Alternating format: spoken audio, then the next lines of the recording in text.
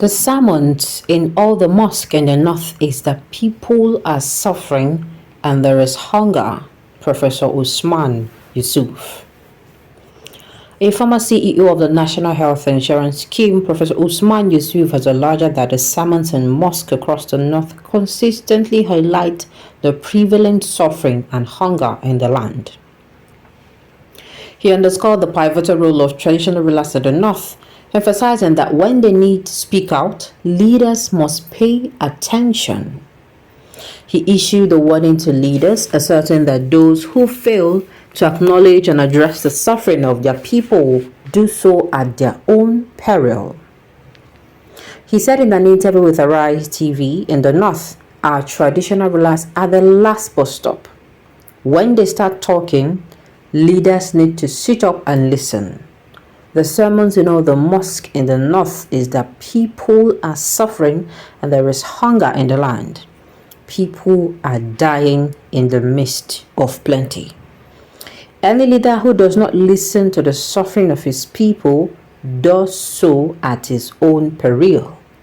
We are not afraid of what is going to happen to politicians. We are afraid of what is going to happen to our country, Nigeria. You know, when they said the sermon being preached at the mosque is that, people are hungry and all of that, people are suffering. And I'm saying, it's not a sermon. Yeah, if you are saying if you are calling it a sermon, you're saying it's like it's one make-believe something. Yes, it's not a sermon. It's not a sermon. It is being experienced by everybody. You can say the national anthem that is going on everywhere. People are saying they are hungry. People are going through a lot. They are coming from a lot. They are, going from a lot. They are going through a lot, inside a lot. And it is true. But the thing is, unfortunately, this is not just the north. Okay? Because people will come now and they're going to miss the point. The fact that he mentioned the north, people are going to come and say, brother, Shebi, people are the one that bring this person in. Do you understand? But this is what is happening in all the corners of Nigeria. If you're a Nigerian, this news by now, this news is supposed to run tire you, as in hearing this is supposed to be tiring. Everybody, every corner is already, everybody is experiencing. This one is not a matter of, not everybody, people who, the masses like me and you, we are the ones that are at the receiving end of this. Why some people, where it touched me is where he said, we are suffering in the midst of plenty. Now there he touched me past. Notwithstanding that this particular speech or this particular statement is coming from someone up far north. Do you understand? It is the reality of many of the masses. And yes, he said traditional rulers in the north, they are the people, as in they are the, if you want to get to the people, you get to them. As in, if you want to hear from the people, you hear from them, which I'm going to contest, I'm going to contest. They are still the one controlling a lot of narrative. If you really want to influence the people up far north, influence their traditional rulers. Influence, not the traditional rulers, the religious rulers, first of all. They influence the traditional rulers. Ukbari, you have, if you want, anything you ask those people to tell them to do, they will do it. Is this supposed to happen? No. Why is it happening? And the thing is that the government is not ready to do anything about it. That is the painful truth. The government will just sit down there and tell you, this one will happen, that one will happen.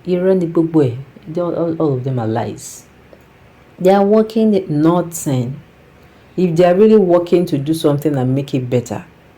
Now imagine that you're working in an organization and that organization, you start having issues. But your boss, he does not care how you come and tell them, the super story of we are working. He wants to see results. If he's not seeing the results, no matter the work you put in, he's not, as in, especially if you're working in a, maybe the,